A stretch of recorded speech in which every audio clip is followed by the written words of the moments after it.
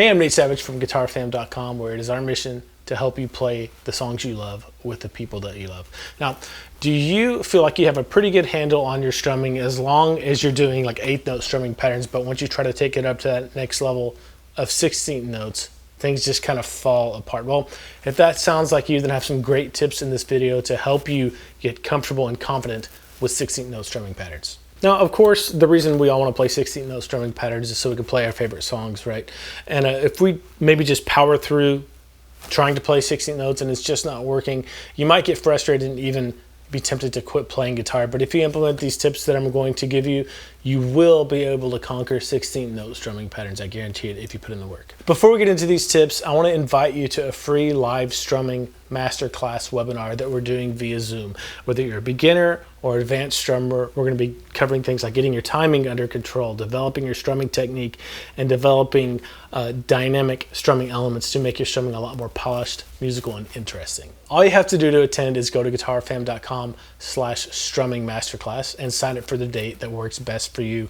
We'll email you the Zoom link and you can join us on that day, and we'll be looking forward to getting your strumming to that next level. Okay, you're going to notice that a lot of these tips in this video are the same as the strumming technique checklist we did that more pertain to 8th notes, and there's a reason for that. When you're at a level where you're just working on 8th notes and getting that down, you can sometimes it's hard to see the forest for the trees and you just don't know what you don't know. But once you've overcome that 8th note level of strumming, then you can sharpen things up to the next level with 16th notes. So if you're having trouble with what we cover here, go back to that strumming technique checklist video and work on the tips there in that context. When you're ready, come back here and work on this in the context of 16th notes. Okay, number one, it's all a mental game.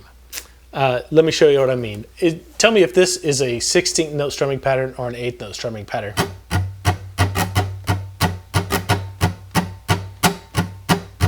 And the answer is it depends. It depends on how you're counting it, how you're perceiving the beat to be. If you go 1, 2, 3, 4, and 1, 2, and 3, and 4, and 1, 2, 3, 4, and that's an 8th note strumming pattern. If you're going to 1E and a 2E and a 3E and a 4E and that becomes a 16th note pattern. So don't let yourself be psyched out by the fact that you just see 16th notes on the page. If you can play an 8th note strumming pattern faster, then you can play a 16th note strumming pattern. It may require you to develop your technique a little bit, but the rest of these tips will help with that. Tip number 2 is to stay relaxed. And the faster you get as far as like tempo, 8th notes versus 16th notes, the more inclined you're going to be to kind of tense up, start squeezing real tight, locking your wrist, and doing like this. If you do that, there's no way you're going to ever keep up with 16th note patterns. If you think about the same technique we covered with 8th notes, staying relaxed, getting that rotational movement in there, and even when you're faster, it's going to be much easier. If I tense up, my pick, it gets caught in the string. So just make sure to breathe, stay relaxed, and remember that honey and feather analogy, like you're trying to shake a feather off your finger that's stuck to it with honey, and that will help keep you relaxed. All right, number 3 goes hand in hand with the last one, and again, it's don't death grip the pick. If you're tense, you're going to grip the pick tighter. Even if the rest of your arm is relatively relaxed, if you have a tight grip on the pick, it's going to be hard to get through the strings. So make sure you have a loose grip on the pick, or as loose as you can. And you're probably going to have to experiment to see how loose you can hold on to it before it flies out of your hands. Because what happens when you put the pick to the strings, if it's a loose grip, it gives and glides, gives and glides. If you have a rigid grip on the pick, it hits and the string has to give, and it ends up being really clanky and loud. It's hard to get through the strings. Play around with the angle of the pick too, as you have that relaxed grip on your pick, and see what works best for you. Speaking of picks, number 4, don't dig too much of the pick into the strings. That's kind of asking for the same troubles as a death grip on the pick. If you put too much of the pick into the strings, it's going to get really clanky, and it's going to make you feel like you have to hold onto the pick tighter because there's more leverage on it hitting the strings. It feels like it's going to fly out of your hand, right? So experiment with, look back and see how little of the pick you can use as you let the pick go through the strings. Here's more. Automatically gets louder, and I have to hold onto the pick tighter so it doesn't fly out. Less, it allows me to grip the pick lighter, and it glides through the strings better. Okay, again, number 5 here was in the strumming technique checklist, but think about it on a new level, and that's mind your upstrokes. It's going to be even more important that your upstrokes are on close to the same level as your downstrokes. And here, check it out. One of my downstrokes, do as fast as I can. right? Upstrokes, it's not quite as fast. They're not as developed. Take some time to develop your upstrokes, but make sure to keep a light grip on the pick. You don't have to hit all 6 strings on your upstrokes, right? And don't dig too much of the pick into the strings.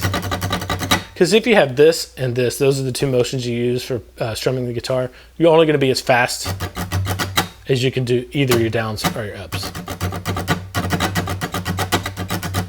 And that's really important to have your upstrokes just as developed or as close as you can to your downstrokes, right? Number 6, don't use just your elbow to strum, especially when you're getting to faster tempos or 16th notes. If you're using just your elbow to strum, that's a lot of wear and tear on your elbow, and I've known guitar players that have had tennis elbow from doing that. I'm not saying don't use your elbow at all. I'm saying just don't lock your wrists and your fingers and use just your elbow to strum. You know, when you're at just eighth notes, 1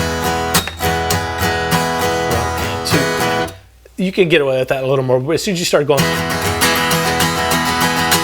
it's going to be really unreasonable to use big motions like that, and it's going to hurt after a while if you use just your elbow. So really watch out for that. Okay, number 7, don't forget about the constant strumming technique. It's important to have that and develop that with 16th notes. And all I mean by that is your grid now, when you're using 16th notes, instead of being 1 and 2 and 3 and 4, and it's going to be 1 E and a 2 E and a 3 E and a 4 E and a.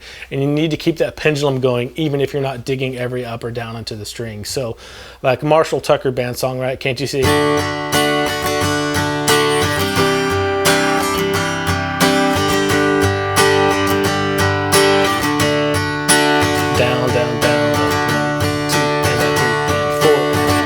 I'm not doing very many upstrokes, but every upstroke is on the grid and is being performed even if it's not digging into the string. So don't forget about that constant strumming technique. Down, down, down, down. And if it's even and in time the whole way through. Here's all 16s. And then the actual strumming pattern.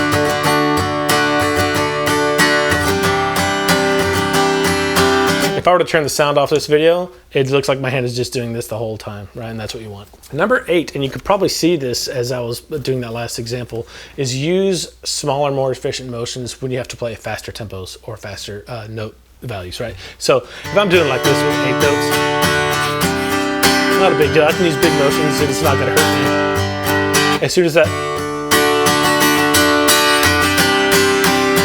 like I can feel that in my shoulder and my elbow just from doing that much. It's gonna hurt. So I need to pare things down, use smaller motions, use more of a rotational thing, make sure to stay relaxed.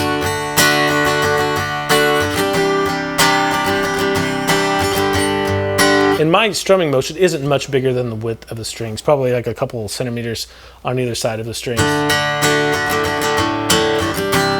As opposed to this. I'm burning like 2 or 3 times as many calories when I widen that out when I bring it in.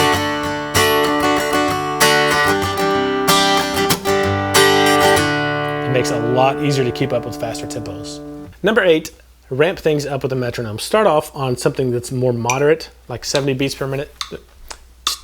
1 E and a 2 E and a 3 E and a 4 E and then go, 5 more beats per minute. I'm gonna speed this up for you. The process, right? But you're gonna notice once you get up to a certain BPM, here's 100,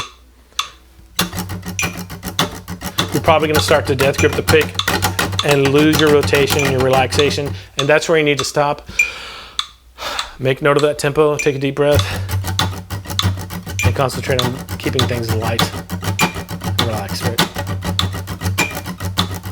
And you'll push that tempo forward until you get to a place where like, oh, I can play pretty much any 16th note strumming pattern that I want. Number 10, and as usual, that's a very important one, is apply everything to music as soon as possible. There are a lot of tips here, so you may not be able to do them all at once. Take 1 or 2 at a time, really work on them, but do it in the context of a song, because it's one thing to do it to a metronome or just, with down, up, down, up, down, up. It's another thing to do it in the song, and the song I would recommend doing this with is Can't You See by Marshall Tucker Band. It is on the Guitar Fam site, the lesson, the chord chart tabs, and the jam track for you. There are several levels of strumming, so pick the one that you can feel most comfortable with, and the last one on there, the one that's actually like the song or most like the song, is the one that goes.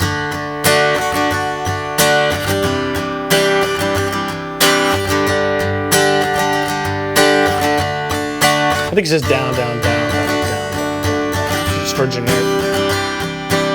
And that's a good one because it's a lot of downstrokes with just the occasional 16th note upstroke. Nice way to break yourself into playing 16 notes. Okay, that's it for this video. I have all of these tips in a PDF for you to download so you don't have to remember them. You know, put them on your wall for a month and work on these and see how far you can take your 16th note strumming. And don't forget, if you want to sign up for the live strumming masterclass webinar, just go to guitarfam.com/strumming masterclass. Pick the date that works best for you and we'll email you the Zoom link. We hope to see you there so we can take your strumming to the next level.